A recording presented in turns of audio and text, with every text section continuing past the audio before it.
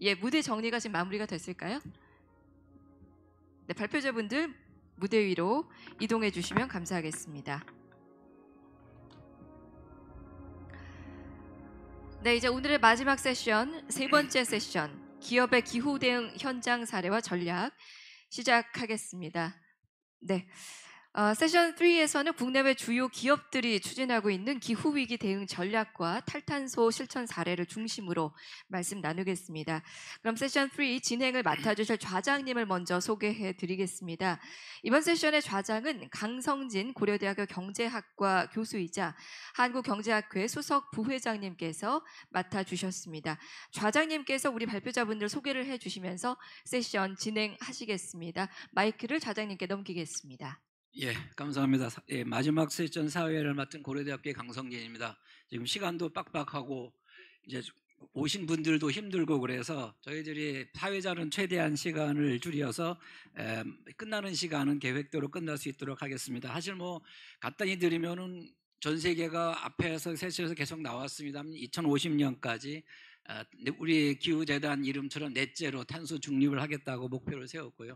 한국도 2030년 물론 넷제로 선언을 했고 2030년까지 2018년 대비 탄소를 40% 줄이겠다고 아주 과격하면서도 과거만 선언을 했습니다. 근데 앞에서도 계속 나오셨지만은 탄소만을 줄이는 건 되게 쉽습니다. 우리 포스코에서 나오셨지만은 우리 유엔 사무총장님도 말씀하셨듯이 포스코 딱 문 닫으면 한 12%는 바로 줄어듭니다.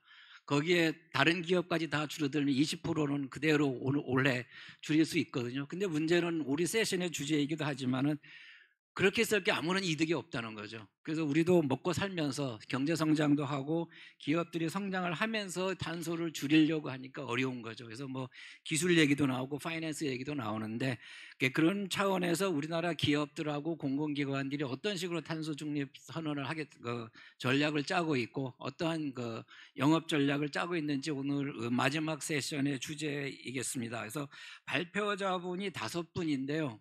5시 40분까지 원래 목표로 끝내야 되는 35분인데 최대한 우리 임원분들이시기 때문에 가장 간략하면서도 빠른 정도에서 한 6분, 7분 내에 세션을 끝내주시면은 우리가 이 전기를 아끼는 게 탄소를 줄이는 거거든요. 그렇기 때문에 탄소를 줄이는 방향으로 공헌을 하도록 하겠습니다. 먼저 한 분 한 분 하겠습니다. 먼저 구정모 에키노르 코리아 정책 및 규자 이사께서 에키노르의 에너지 전환 전략에 대해서 발표해 주시겠습니다.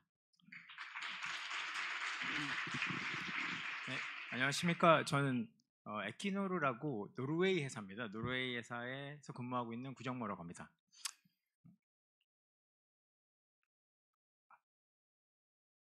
예. 예. 먼저 여기 계신 분들이 아마도 에키노르가 무슨 회사인지 대부분 모르실 것 같아서 먼저 간략하게 에키노르가 어떤 회사인지 설명을 드리겠습니다. 에키노르는 예전에 스타트오일이라고 스테이트 오일, 그러니까 오일앤가스 회사입니다, 실제로. 그래서 노르웨이 정부 지분율이 67% 정도 되고요. 직원 수 25,000명, 노르웨이 GDP 22% 정도 되는 오일앤가스 회사로 유럽 에너지의 대부분의 그 가스를 제공하는 회사입니다. 그러니까 러시아 다음으로 지금 제공을 많이 하고 있는 오일앤가스 회사라고 보시면 되고 2024년 매출 기준으로 한 150조 원이고 이제 이걸 그 시가총액으로 그냥 단순 비교를 해드리자면 현대자동차랑 삼성전자 사이 정도 된다고 보시면 될 것 같습니다. 2024년 기준으로. 예, 그리고 그 외에 이제 저희가 하는 전략은 제가 에너지 전환의 전략은 하나씩 설명드리겠습니다. 예, 저희 그 에너지 딜레마라고 하는데 그 유럽은 지금 현재 큰 이게 딜레마가 있습니다. 그러니까 하나는 어포더빌리티, 그러니까 이게 수익성이 있냐, 그다음 디카보니제이션, 그다음 에너지 시큐리티 이렇게 세 가지가 있습니다. 가장 큰 그 에너지 시큐리티 이슈는 2022년에 전쟁 때문에 이게 지금 보시면 이제 폰데라이언 EU 사무총 위원장이랑 그다음 나토 사무총장 옌스 스톨텐베르크, 그다음 그 노르웨이 총장 노르웨이 총리님하고 저희 안더스 오페달의 CEO님께서 처음 그 가스전을 실제 방문한 적이 있습니다. 2023년에. 그만큼 에너지 시큐리티가 중요하다 보니까 이제 단순히 오일앤가스도 중요하고 그다음 다른 재생에너지 중요하고 모든 게 중요한 약간 이런 트릴레마의 구조를 갖추고 있다고 보시면 될 것 같습니다.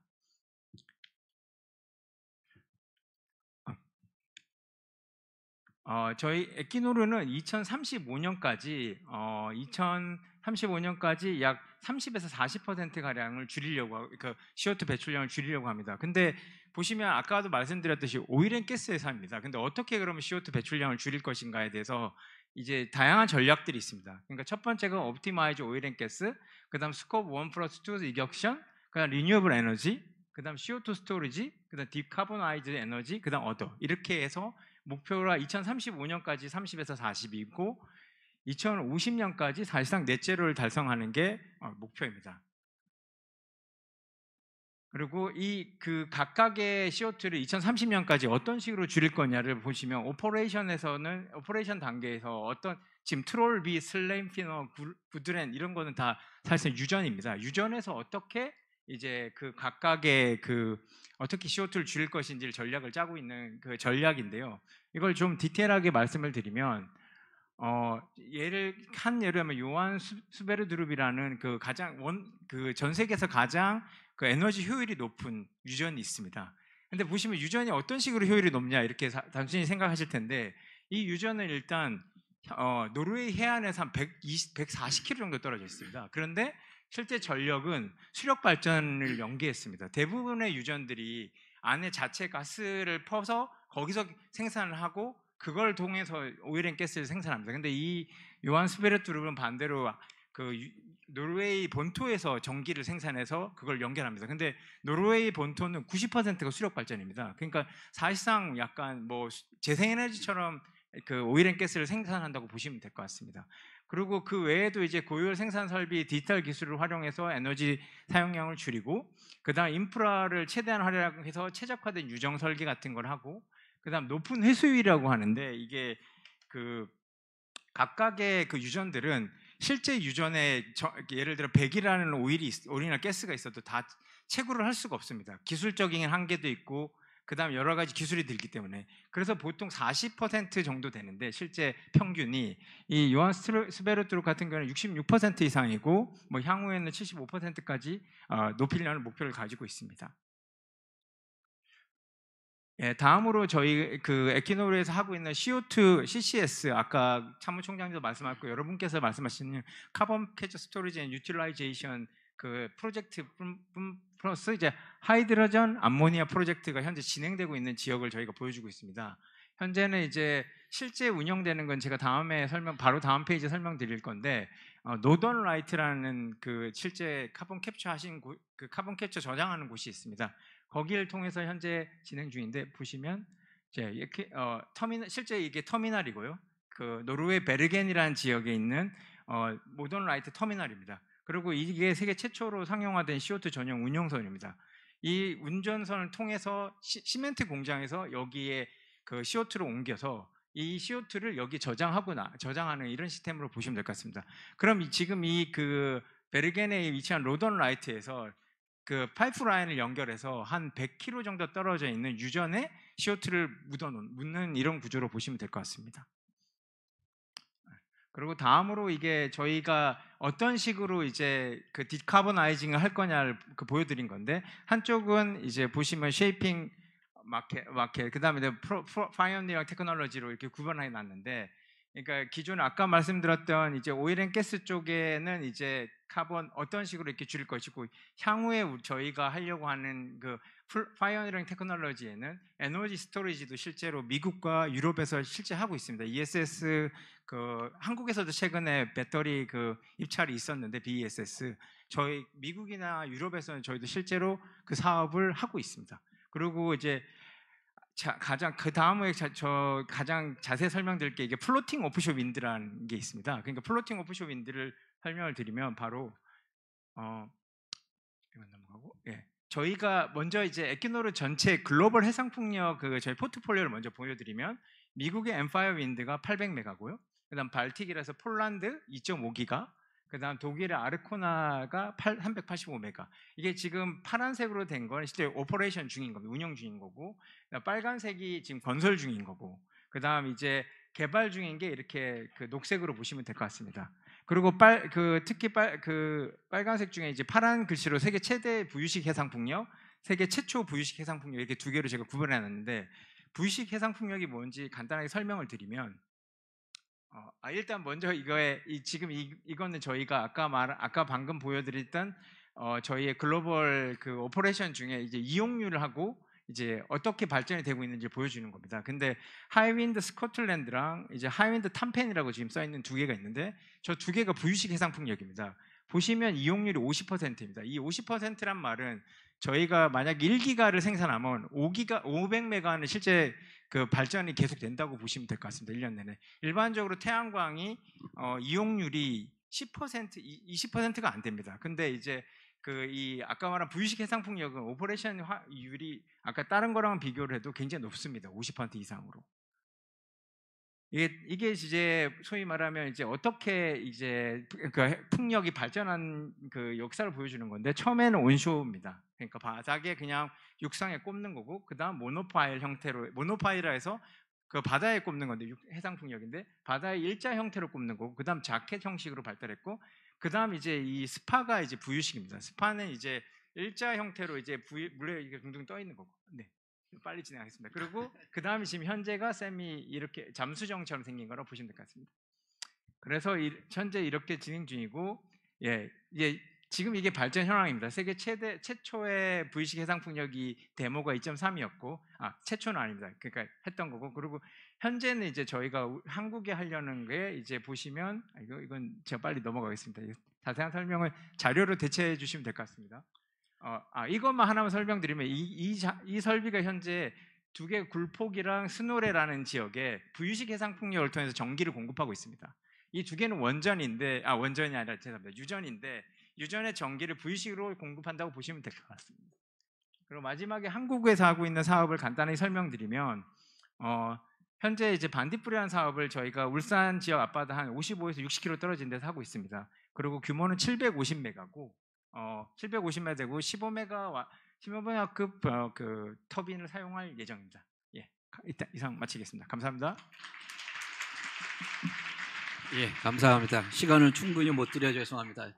노르웨이 제일 큰 오일앤가스 회사의 제일 어려움에 직면하고 있는 회사들이죠. 에너지 회사들의 온실가스 감축을 위한 여러 가지 방안을 제시해 주셨고요. 바로 넘어가겠습니다. 송원근 현대경제연구원 원장님께서 국내외 기업이 기후위기 대응 전략 및 실천 사례에 대해서 발표해 주시겠습니다.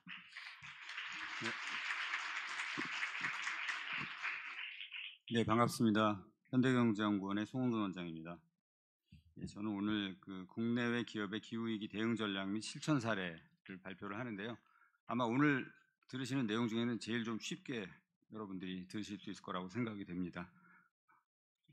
이게 왜 여기로 가나? 죄송합니다.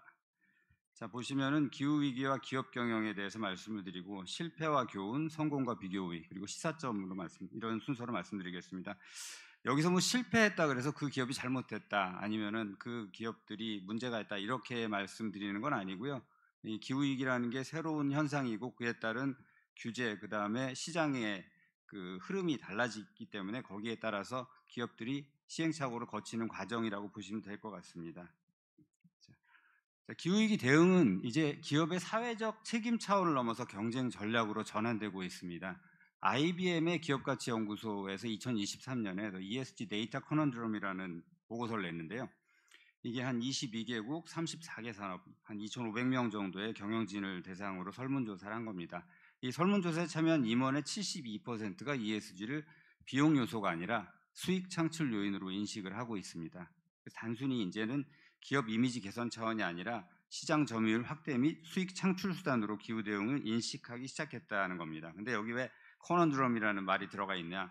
그건 아직까지 수익 창출 요인으로 인식을 하고 있는데 다른 문제점들 때문에 잘 안 되고 있다 하는 말씀입니다. 그래서 다른 문제점이라는 거는 이제 데이터 문제가 있고요. 그 다음에 규제도 여러 가지가 있는데 규제 프레임 자체도 아직까지 안정이 되지 않았기 때문에 거기에 적응하는 부분이 있어서 그렇다는 말씀 드리겠습니다.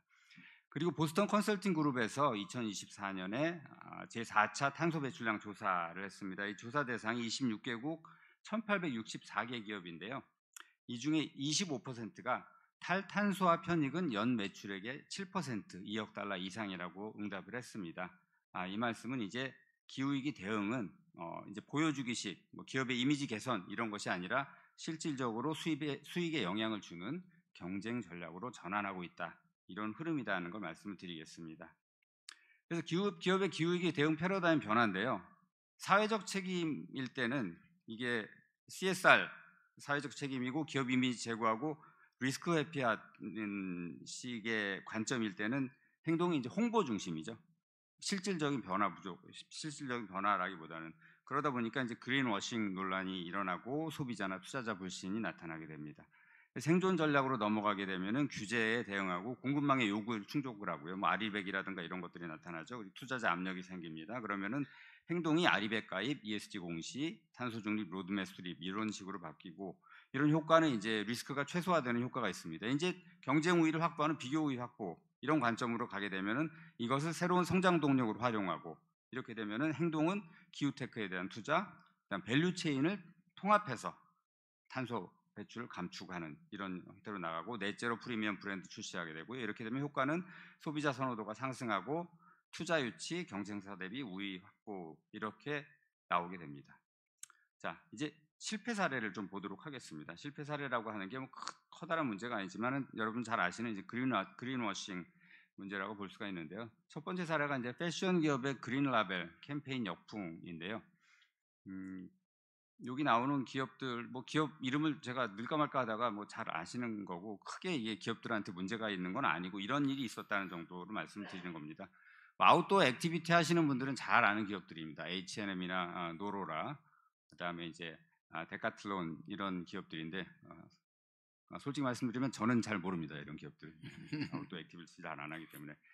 근데 이제 이런 기업들, 이런 패션 기업들이 한 것들이 뭐냐면은 뭐 컨셔스 셀렉션, 그다음에 에코 디자인 이렇게 친환경 마케팅을 했습니다. 친환경 마케팅을 했고, 그다음에 여기 나오는 게 히그 라벨이라는 걸 썼는데요. 히그라는 게 이제 SCA라 그래서 SCA에 가입되어 있는 그 기업 연합이 만들어낸 이런 어떤 인덱스가 있습니다.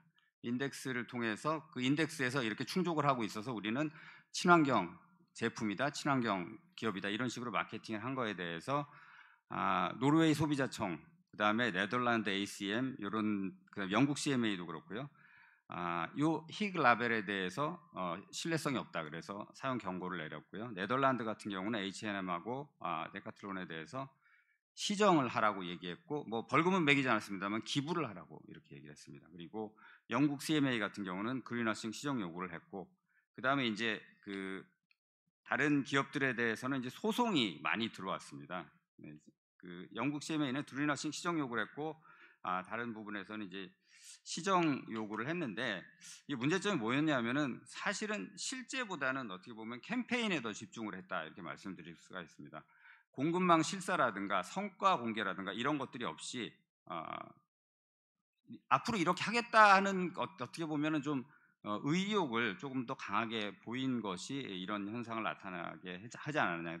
홍보 중심으로, 뭐 기업에 계신 분들은 잘 아시겠지만 홍보가 굉장히 중요합니다. 그래서 친환경 홍보한 것이 이런 역풍을 불러왔다.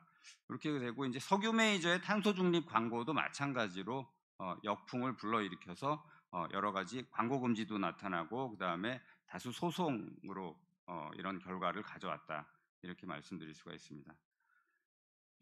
그래서 이제 다른 성공과 비교인데요. 성공이라기보다는 이제 기업들이, 글로벌 기업들이 어떤 형태, 국내외 기업들이 어떤 방향으로 나가고 있는지 좀 보여드리겠습니다.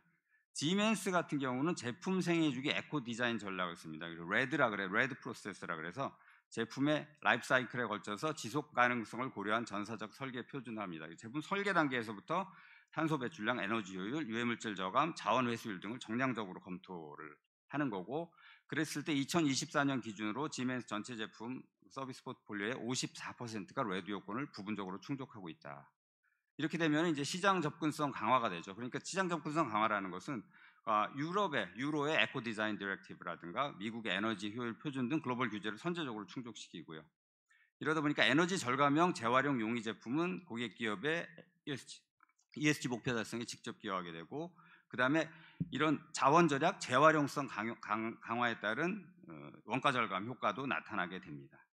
두 번째가 이제 머스크 같은 경우는 잘 아시는 해운 회사인데요. 세계 최대 해운 회사인데 친환경 연료 선박을 통해서 에코 딜리버리 전략을 썼습니다. 업계 최초로 2050 넷제로 쇼핑을 선언했고요. 이게 굉장히 탄소 집약 산업인데 친환경 연료의 연료 선박에 투자를 했습니다. 그래서 2021년 세계 최초로 그린 메탄올 추진 컨테이너선을 발주했는데, 그린 메탄올은 잘 아시다시피 이제 바이오매스로부터 하는 것도 있고, 그다음에 탄소 포집을 통해서 수소 분해를 하고 그 탄소 포집한 거랑 해서 이제 그린 메탄올이라는 걸 만드는 건데, 이 LNG보다는 조금 더 친환경적인 그런 탄소 배출이 적은 그런 컨테이너선입니다. 그래서 이런 거를 만들어서 화주에게는 탄소 중립 운송 옵션을 제공하고 친환경 연료 비중에 따른 추가 요금을 지불한 다음에 화주들에게는 이제 스콥 3 감축 목표를 달성하게 만드는 거죠. 여기서 이제 많은 기업들하고 대형 글로벌 기업들하고 계약을 체결해서 지금 고객 확보, 프리미엄 수익 구조를 만들고 규제 리스크를 회피하면서 브랜드 가치를 상승하는 이런 효과를 보고 있다고 말씀드릴 수가 있습니다. 유니레버는 제가 좀 시간 관계상 조금 생략을 하고 넘어가겠습니다. 그다음에 이제 국내 사례인데요. 포스코는 제가 적어왔습니다만 저 다음으로 이제 포스코의 김희 전무님이 하실 테니까 생략하고 넘어가는데, 아무튼 포스코 저도 한 4년간 근무를 했습니다만 포스코 수소환원 제철 화이팅입니다. 네. 현대자동차는 이것도 이제 수소 트럭을 통해서 B2B 디카본 물류 전략을 썼는데, 이 고객사의 탄소 배출량 감축을 지원한다는 부분이 가장 큰 부분이라고 볼 수 있고요. 그래서 스콥 3 이쪽에서 상당한 효과를 보이고 있다 이렇게 말씀드릴 수 있는데, 뭐 지금 수소는 여러 가지 문제가 있습니다. 수소 가격이나 인프라 확충 등 해결해야 될 과제가 상존합니다. 마지막으로 현대 엘리베이터 같은 경우는 재생에너지를 활용한 넷제로 플랜트 전략입니다. 그래서 지금 요 그림에서 사진을 보시면 알겠지만은 그 사업장 전부 이 태양광 패널로 덮여 있습니다. 그래서 태양광 패널을 통해서 재생에너지를 전력으로 지금 상당 부분 사용하고 있고, 그래서 이 그래프에서 보시면 아시겠지만은 지금 2030년에 40%가 아니라 63% 기준로 대비해서 63% 온실가스 감축을 목표로 하고 있고, 벌써 40% 이상, 50% 이상 달성을 했습니다. 그래서 이렇게 지금 현대 엘리베이터의 그 사례를 말씀드렸는데, 여기 현대 엘리베이터도 그 엘리베이터 그 제품의 전 생애 주기에서 발생하는 배출량을 측정해서 감축 관리하고 있다. 이걸 통해서 이제 친환경 건축 프로젝트 조달 경쟁력을 확보하고 있다 이렇게 말씀드릴 수가 있습니다. 시사점 간단하게 말씀드리겠습니다. 이제 기후 대응은 비용이 아닌 수익 창출 요인입니다. 시장 접근성, 규제 리스크 관리, 투자 유치, 소비자 선호 확보에 직결이 되고요. 그린워싱은 이제 더 이상은 조금 좋은 전략이 아니기 때문에 리스크 관리가 필요하고, 선도 기업의 공통점을 보면은 밸류체인 전체를 전환하는 것을 주도를 하고 있습니다. 그래서 국내 기업의 과제는 이 에너지 관련된 에너지원에 대한 투자, 수소 재생에너지에 대한 투자가 있고, 그다음에 LCA라는 것은 그 라이프 사이클 어세스먼트입니다. 제품 전 생애 주기에 대한 그 탄소 배출 관리를 통해서 경쟁력을 확보를 해야 하고 하는 방향으로 나아가고 있습니다. 아까 저기 그 우리 정태영 교수님께서는 중소기업 지원을 많이 해주셔야 된다 그랬는데, 대기업도 이런 거 하는 거 쉽지 않습니다. 그래서 정부의 정책적 지원 필요하고요. 단기적 성과뿐 아니라 구조적 전환을 통한 신뢰 축적을 통해서 기업들이 그 기후 위기에 대응을 하면서 경쟁력을 더 확보할 수 있는 이런 방향으로 나아가고자 하고 나아갈 것이라고 확신합니다. 이상 발표를 마치겠습니다. 감사합니다. 예, 감사합니다. 기후위기 대응이 이제 국내외 기업들의 사례인데 특히 실패 사례까지 언급을 해주셔서 좋은 그 메시지를 줄 것 같습니다. 다음으로 바로 넘어가겠습니다. 우리 김희 그 포스코 경영연구원 철강연구센터 연구하신 전무님께서 산업의 탈탄소 전환 전략 및 정책 방향에 대해서 발표해 주시겠습니다. 네, 안녕하세요.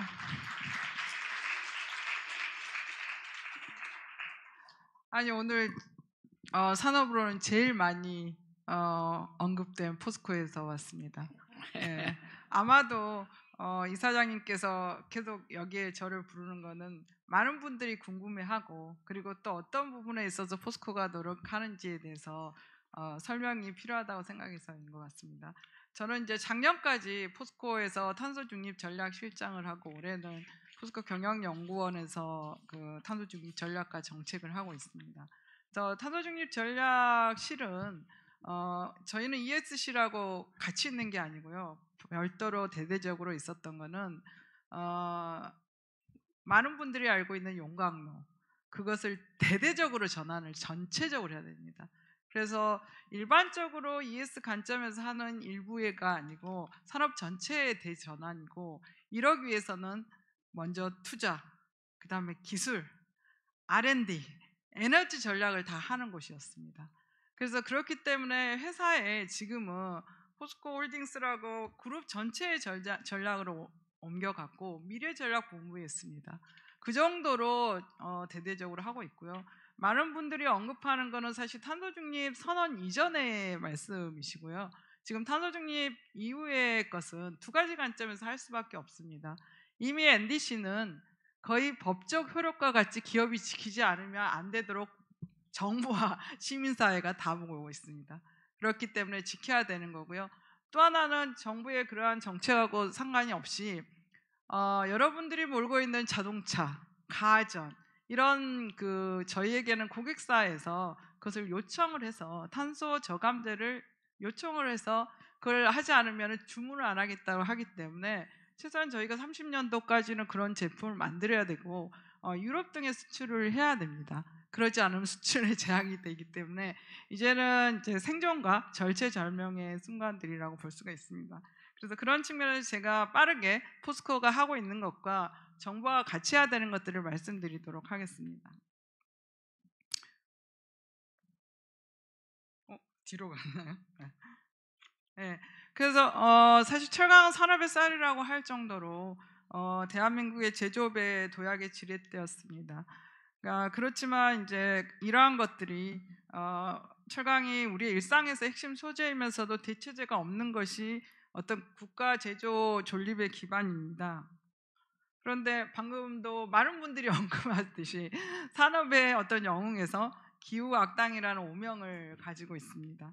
그래서 이것들이 궁극적으로는 사실 철강석에서 석탄을 연료로서 사용을 해가지고 나오기 때문에 그 석탄에 있는 카본이 CO2를 발생하게 되는 겁니다. 그렇지만은 사실 철강은 친환경 소재로서 재활용률이 거의 80%라고 보시면 됩니다. 그리고 더 많이 생산될 수밖에 없는 거는 전방위 산업의 어떤 필수 소재이기 때문에 자동차, 조선, 건설 등에 대량으로 생산되기 때문에 그 양이 많습니다. 그래서 국내 산업의 어떤 특성상 철강을 많이 사용하기 때문에 탄소 배출이 많이 나오는 상황들이 더 있습니다.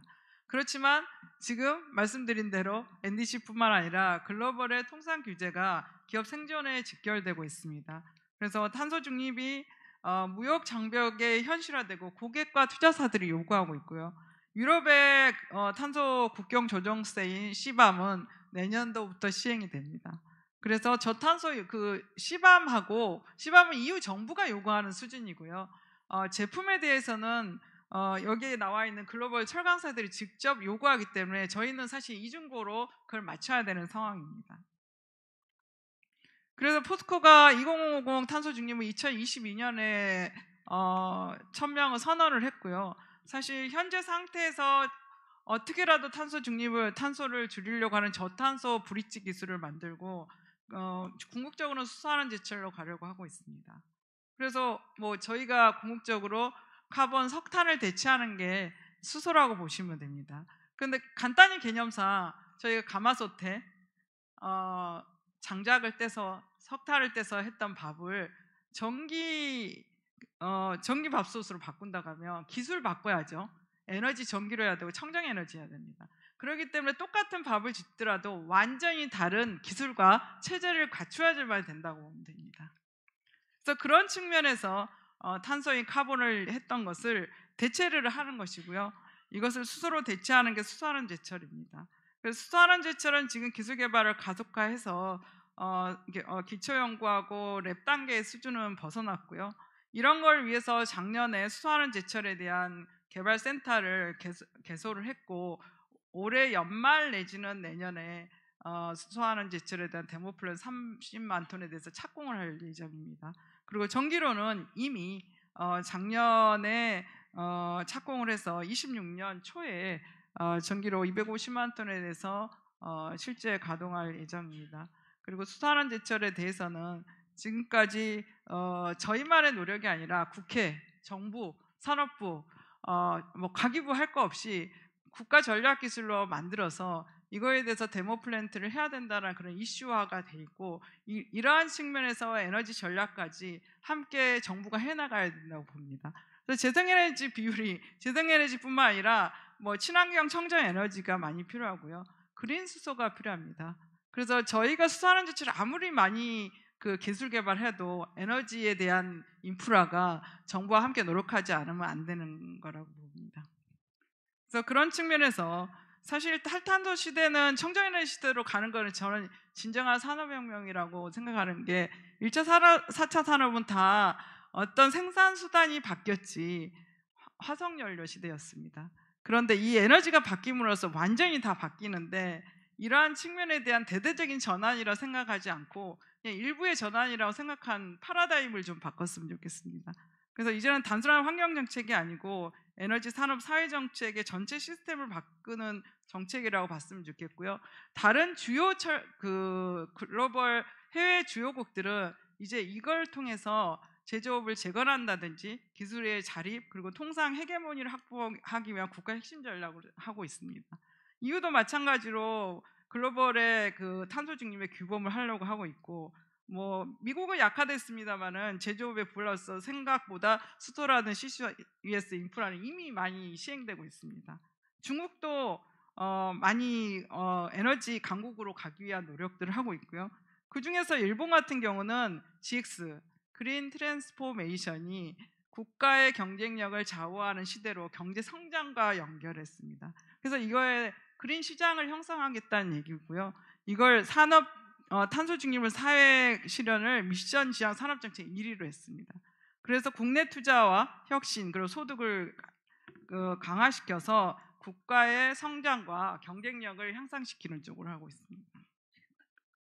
그래서 뭐 저희는 에너지 다소비형 수출 의존형으로 한국은 좀 취약합니다. 제조업이 20에서 28% 수준, 수출의 70% 이상이 탄소 이런 규제에 민감한 제품이다. 그래서 그리고 에너지 구조는 다른 나라에 비해서 취약한 상태고요. 그래서 이러한 측면을 기업과 시장에서도 노력하겠지만 국가 전략으로 핵심 전략으로 모든 나라가 전환을 했기 때문에 그런 측면에서의 같은 노력이 좀 필요합니다. 그래서 미래의 산업의 패권을 거머쥐는 경제 전략으로서의 패러다임이 필요하고 기술 불권과 수출을 선도할 수 있는 거시적인 전략이 필요하고 앞서 말씀하신 대로 다들 정책, 산업 패러다임, 기술 패권, 또 수출에 대한 통상 전략까지를 같이 해야 됩니다. 근데 거기까지 가지를 못하고 있습니다.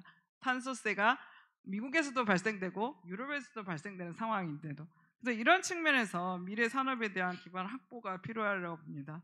그래서 제가 말씀드린 거 포스코 노력하겠습니다. 정부 그리고 여기 오신 모든 분들 같은 소사이어티가 함께 노력이 필요하다고 봅니다. 이상입니다. 감사합니다. 거기 타이틀 하나 좋은 게 있던데 철강 탄소 중립은 여전히 멀고도 험난한 길까지 그 다음에 결론은 그렇지만 가야 될 길 뭐 이렇게 결론을 내리도록 하겠습니다. 다음에 네 번째로 민주연 서울주택도시개발공사 조경환경처장님께서 SH공사의 탄소 중립 전략을 발표해 주시겠습니다.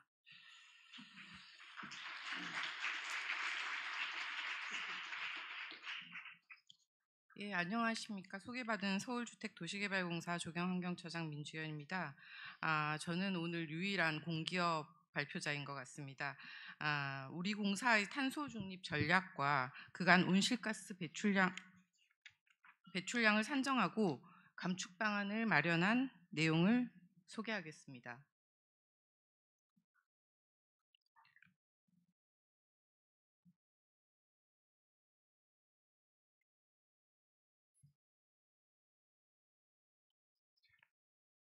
잘 안 되네요. 예, 우선 우리 공사에 대해 간략히 설명을 드리자면 1989년에 설립된 서울시 산하 공기업으로서 택지 개발과 공급, 주택 건설과 관리, 도시 재생 사업 등의 다양한 역할을 수행하고 있습니다. 이런 사업 과정에서 우리 공사가 지구 환경의 미래를 위해서 현재 준비하고 있는 노력에 대해 여러분과 공유하고자 합니다. 2015년 파리협정 이후 우리나라도 20년 파리기후협정에 동참하기로 약속하고 2030년까지 40%의 온실가스 감축을 이행하겠다는 탄소중립 선언을 유엔에 제출했습니다. 이후 21년 기후위기 대응을 위한 탄소중립 녹색성장 기본법이 제정되었고 우리 공사도 온실가스 감축 의무기관으로서 2030년까지 중장기 온실가스 감축 로드맵을 기반으로 하는 환경 경영 계획을 수립하게 되었습니다. 그 프로세스를 설명드리자면 PEST 분석으로 우리 공사 내 외부에서 발생하는 환경 요인을 파악하고 이중 중대성 평가를 통해 환경 경영 추진 방향을 설정하였습니다. 이를 통해 2030 온실가스 감축 로드맵과 환경 경영 체계를 구축하고 공사의 추진 의지와 목표를 담은 그린 리포트를 발간하였습니다. 이중 중대성 평가로 도출된 중대 환경 채널인 온실가스 감축 및 에너지 효율 제고, 생물 다양성 및 자원 보전, 친환경 설계 및 구매 강화를 추진 방향으로 하는 환경 경영 체계는 국제 표준에 부합하도록 수립하여 올 7월 ISO 14001 인증도 획득하였습니다. 온실가스 감축을 위한 그간의 과정을 말씀드리겠습니다. 앞서 말씀드린 대로 공사의 모든 자산인 5만 6천여 건의 방대한 자료를 목록화한 인벤토리를 구축하고 2023년 기준 총 42만 5천 톤의 온실가스 배출량을 산정하였고 공공기관 최초 스콥 3까지 배출량을 산정하여 제3자 검증을 완료하고 ISO 14064 인증도 취득하였습니다. 스콥 1, 2 중에서는 스콥 2 비중이 전체의 96%를 차지하고 스콥 3에서는 11개 카테고리 중에서 42만 톤의 배출량이 발생되는 것으로 분석되며 제품 및 서비스, 자본재, 분양자산, 임대자산의 카테고리에서 배출량이 특히 높은 것으로 나타납니다. 이 카테고리는 특히 핵심 관리 항목으로 설정하여 모니터링하고 관리토록 계획했습니다. SH는 공공부문 목표관리제 대상 업체로 2030년까지 37.4%의 온실가스 감축 목표를 달성해야 합니다.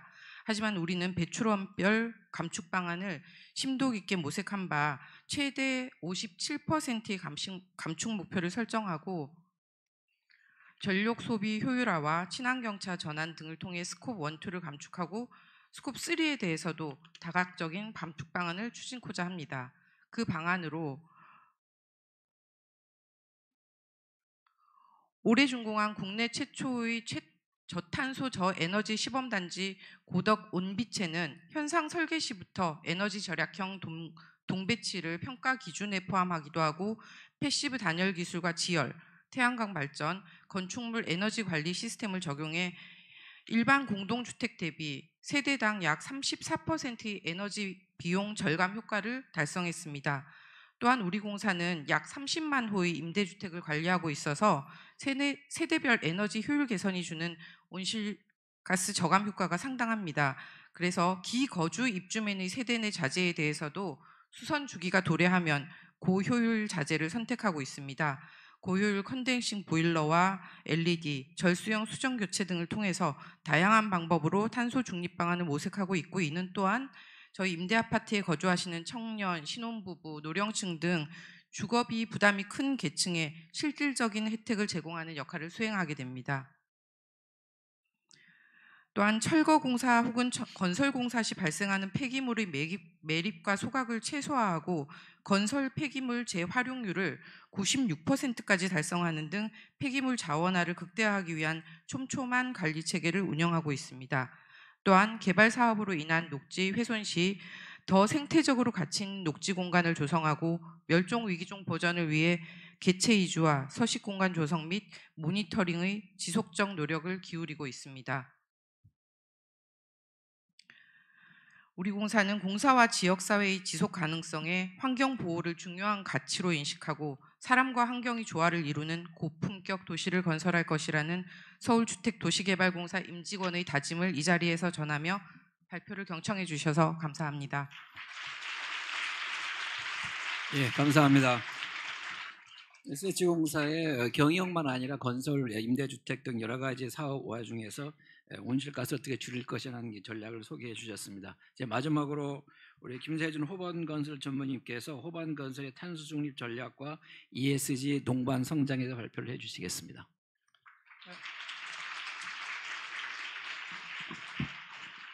좋은 소식이 2개 있습니다. 제가 마지막이라는 거. 그 다음에 짧게 하겠다는 거. 그렇죠? 네. 한번 생각해 보시죠. 여러분 살고 계시는 집 옆에 큰 아파트 공사 현장이 들어왔습니다. 레무콘도 막 들어오고 뭐 덤프트럭도 지나다니고 먼지가 엄청 나오겠죠. 그 다음에 소음도 굉장히 클 겁니다. 뭐 다이너마이트로 발파도 하겠고. 자, 이런 것들이 다 온실가스를 발생시키는 주범이고, 통계에 의하면 건설하면서 또는 그 건물에 운영하면서 나오는 온실가스가 전체 온실가스의 38%나 된다고 합니다. 3분의 1이 넘죠. 그래서 이 건설하고 건설 운영, 건물 운영 이쪽만 잘 줄이더라도 뭐 포스코가 잘 하시겠지만 이쪽도 굉장히 중요한 분야다.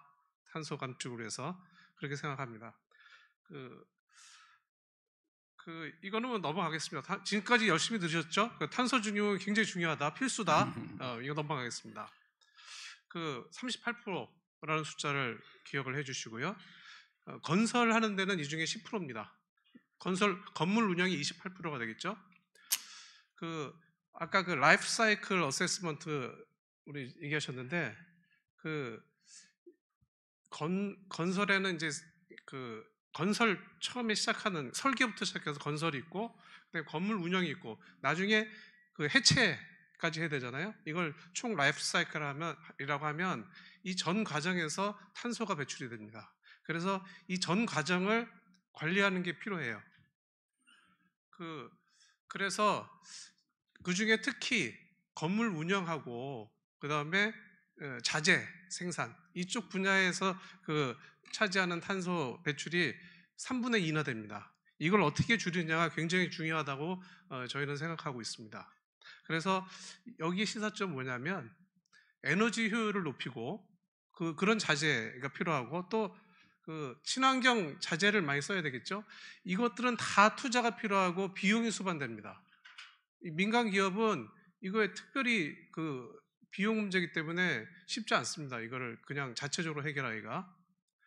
그래서 저희는 이거 넘어가겠고요. 호반은 어떻게 하고 있느냐? 저희는 1군 건설사들을 이제 많이 벤치마킹을 합니다. 뭐 우리 GS건설이나 또는 현대건설, 뭐 대우건설 여기서 나름대로 굉장히 잘하고 있어요. 근데 저희는 벤치마크한 결과를 토대로 해서 우리가 할 수 있는 거를 좀 하고자 했습니다.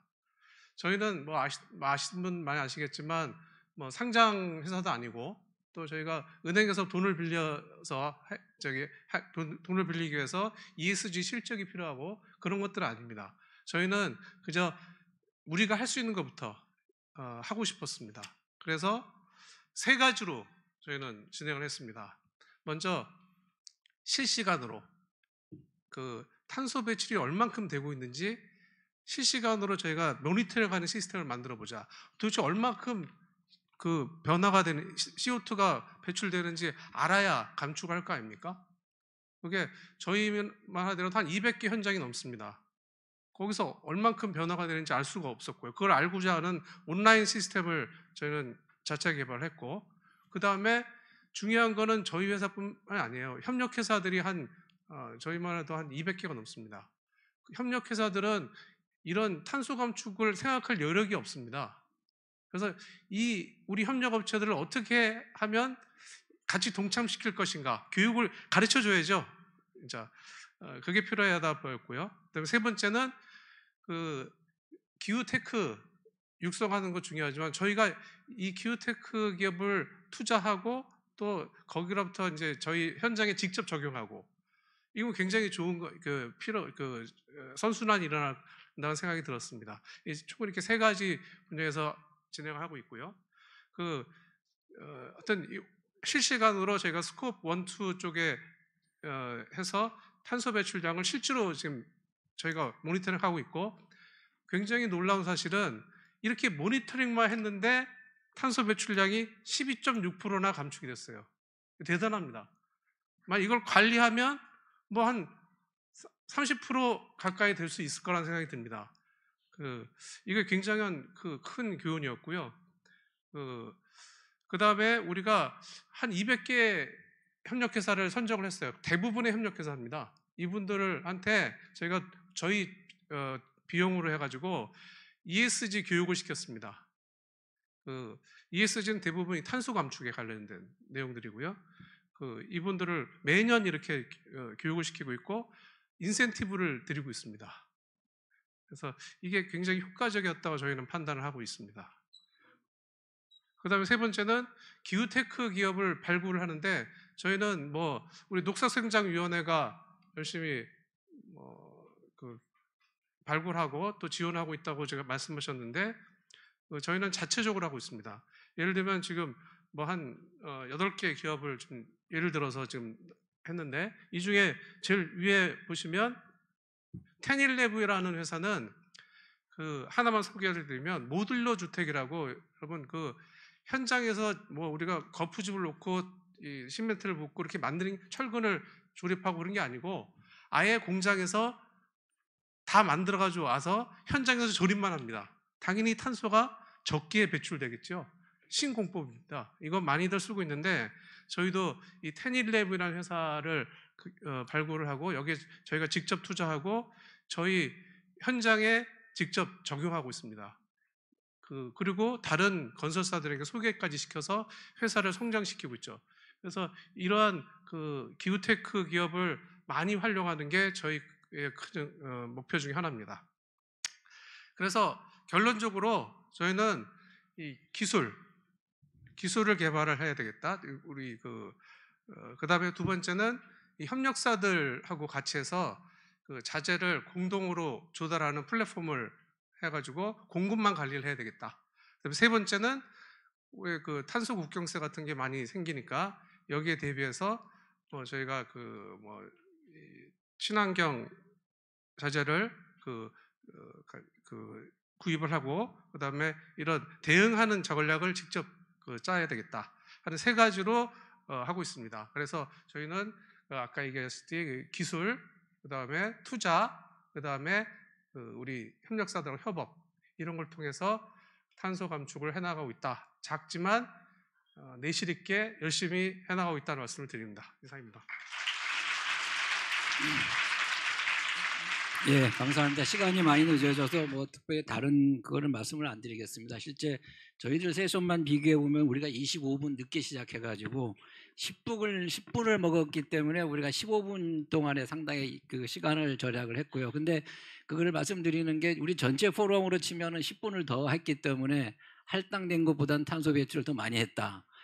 근데 그 와중에 각 세션별로 나눠보면 할당을 한 거에 비해서 어떤 세션을 많이 했고 어떤 세션은 적게 하고 이런 게 되고, 근데 우리가 그 말씀을 드리는 이유가 기업이나 공공기관들이 다 할당을 받거든요. 나중에 이제 점점 늘어날 텐데 그 할당된 그만큼의 온실가스 배출을 못했을 경우에 코스트가 있다라는 그런 전제 조건이 있기 때문에 우리가 2030년, 2050년 얘기하지만은 지금 하루하루가 되게 중요한 그런 시기가 아닌가 생각이 들고요. 오늘 앞에 이제 온실가스를 어떻게 줄이냐, 탄소 중립 얘기하면서 그거를 실질적으로 액션을 취하시는 기업과 책임자들이 오셔서 좋은 얘기를 많이 해주신 것 같습니다. 그래서 오늘 10분 이상의 탄소 배출을 늘리긴 했지만 할당된 것보다 상당한 오디언스 분들께 도움이 되지 않았을까 이렇게 생각을 하고 있습니다. 이 정도로 하고 저희 세 번째 세션을 마무리하도록 하겠습니다. 감사합니다. 고맙습니다. 네, 고맙습니다. 세 번째 마지막 세션 함께해 주신 강성진 교수님과 우리 발표자분들 진심으로 감사드립니다.